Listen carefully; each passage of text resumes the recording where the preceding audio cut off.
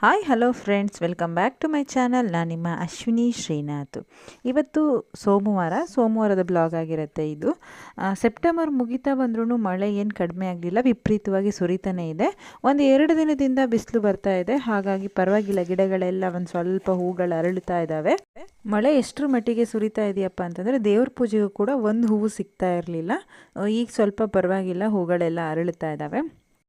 ಮತ್ತು ಹಿಂದ್ಗಡೆ ಬಸಳೆ ಬಳ್ಳಿ ಮನೆ ಮೇಲೆ ಹಮ್ಕೊಂಡು ಹೋಗಿತ್ತು. ಸೊ ಅದ್ರದ್ದು ಅಂಟಿಗೆ ಒಂದು ಹಕ್ಕಿ ಬಂದುಬಿಟ್ಟು ಗೂಡು ಕಟ್ಕೊಂಡಿದೆ, ತುಂಬ ಚೆನ್ನಾಗಿ ಕಟ್ಕೊಂಡಿದೆ. ಯಾವಾಗಲೂ 2 ಹಕ್ಕಿಗಳಿರ್ತಿತ್ತು, ಇವತ್ತು ಒಂದು ಹಕ್ಕಿನೂ ಇಲ್ಲ. ಇವತ್ತು ವಿಶ್ವ ಮಾನವ ಸಭಾಭವನ ಒಕ್ಕಲಿಗರ ಸಂಘ ರಿಪ್ಪನ್ಪೇಟೆಯಲ್ಲಿ ವಾರ್ಷಿಕ ಸಭೆ ಇಟ್ಕೊಂಡಿದ್ರು. ಸೊ ಅಲ್ಲಿ ಯಾರ್ಯಾರು ಶೇರ್ನ ಹಾಕಿದ್ರು ಅವ್ರನ್ನೆಲ್ಲ ಕೂಡ ಇನ್ವೈಟ್ ಮಾಡಿದರು. ಸೊ ಹಾಗಾಗಿ ನಾವು ಕೂಡ ಅಲ್ಲಿಗೆ ಹೋಗಿದ್ವಿ. ಇದು 23ನೇ ಸಾಲಿನ ಸರ್ವ ಸದಸ್ಯರ ವಾರ್ಷಿಕ ಸಭೆ. ಸೊ ಈ ಸಭೆಯಲ್ಲಿ ಏನಪ್ಪ ಅಂತಂದರೆ, ಒಂದು ವರ್ಷದಲ್ಲಿ ಆಗಿರ್ತಕ್ಕಂಥ ಖರ್ಚು ವೆಚ್ಚ ಆಗು ಹೋಗುಗಳನ್ನೆಲ್ಲ ಚರ್ಚೆ ಮಾಡಲಾಗುತ್ತೆ. ಮತ್ತು ಸಂಘದ ಅಭಿವೃದ್ಧಿಗೋಸ್ಕರ ಏನೇನೆಲ್ಲ ಮಾಡ್ಬೋದು ಅನ್ನೋದನ್ನು ಕೂಡ ಡಿಸ್ಕಷನ್ ಮಾಡಿದ್ರು. ಆಮೇಲೆ ಈ ವರ್ಷದಲ್ಲಿ ಯಾರಿಗೆಲ್ಲ ರಿಟೈರ್ಡ್ ಆಗಿದೆ ಮಿಲಿಟ್ರಿ ಆಫೀಸರ್ಸ್ಗೆ, ಅಂದರೆ ನಿವೃತ್ತಿ ಹೊಂದಿರತಕ್ಕಂಥ ಯೋಧರನ್ನ ಕರೆಸ್ಬಿಟ್ಟು ಸನ್ಮಾನ ಮಾಡಿದ್ರು.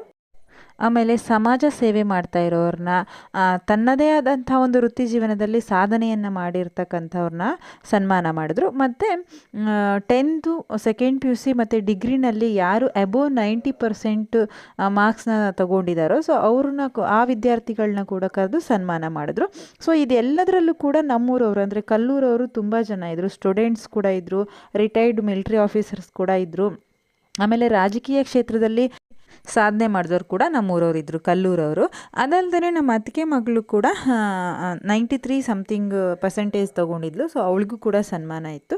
ಸೊ ಅದೆಲ್ಲ ಮುಗಿಸಿ ಇವತ್ತು ಸೋಮವಾರದ ಸಂತೆ, ರಿಪ್ಪನ್ಪೇಟೆಯಲ್ಲಿ ಸೋಮವಾರ ಸಂತೆ ಆಗುತ್ತೆ ಅನ್ನೋದು ನಿಮಗೆಲ್ಲ ಈಗಾಗಲೇ ನಾನು ಹಳೆ ವಿಡಿಯೋಗಳಲ್ಲಿ ಹೇಳಿದ್ದೀನಿ. ಸೊ ಆ ಸಂತೆಯಲ್ಲಿ ಮೀನಿಂದ ಹಬ್ಬ ಮಾಡ್ತಾರೆ. ಸೊ ಅಂದರೆ ತುಂಬ ವೆರೈಟೀಸ್ ಮೀನುಗಳು ಬಂದಿರುತ್ತೆ.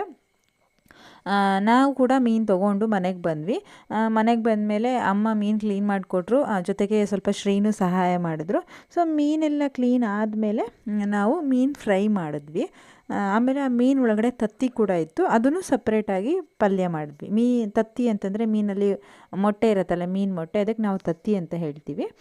ಅದನ್ನು ಕೂಡ ಸಪ್ರೇಟಾಗಿ ಫ್ರೈ ಮಾಡಿದ್ವಿ. ಮೀನು ಫ್ರೈಗೆ ಮಾಮೂಲಿ ಮಸಾಲೆಗೆ ಉಪ್ಪು, ಖಾರ, ಹುಳಿ ಹಾಕ್ಬಿಟ್ಟು ಮತ್ತು ಸ್ವಲ್ಪ ನಾವು ಚಿರೋಟಿ ರವೆನ ಹಾಕ್ತೀವಿ. ಚಿರೋಟಿ ರವೆ ಇಲ್ಲ ಅಂತಂದರೆ ಅಕ್ಕಿ ರವೆಯನ್ನು ಹಾಕಿಬಿಟ್ಟು ಮಿಕ್ಸ್ ಮಾಡಿ ಅದು ಮೀನು ಪೀಸಸ್ಗೆಲ್ಲ ಚೆಂದ ಮಾಡಿ ಹಚ್ಚಿ ಒಂದು 1/2 hour ಹಾಗೆ ಇಡ್ತೀವಿ.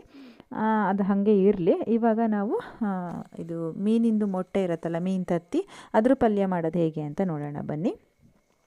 ಮೊದಲೇ ನಾವು ಮೀನು ತತ್ತಿಗೆ ಮಸಾಲೆನ ಹಾಕಿ ಇಟ್ಕೋಬೋದು.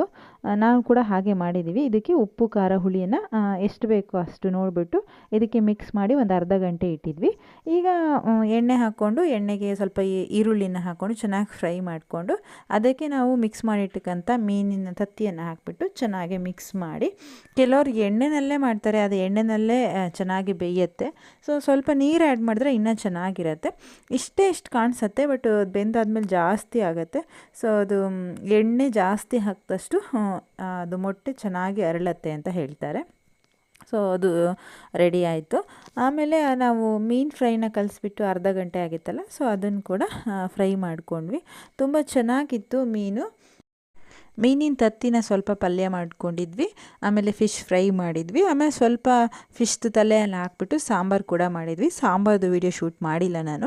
ಸೊ ಇವತ್ತಿನ ವಿಡಿಯೋ ಎಲ್ಲರಿಗೂ ಇಷ್ಟ ಆಯಿತು ಅಂತ ಅಂದ್ಕೊಂಡಿದ್ದೀನಿ. ಇಷ್ಟ ಆದರೆ ಲೈಕ್ ಮಾಡಿ, ಕಮೆಂಟ್ ಮಾಡಿ, ಶೇರ್ ಮಾಡಿ.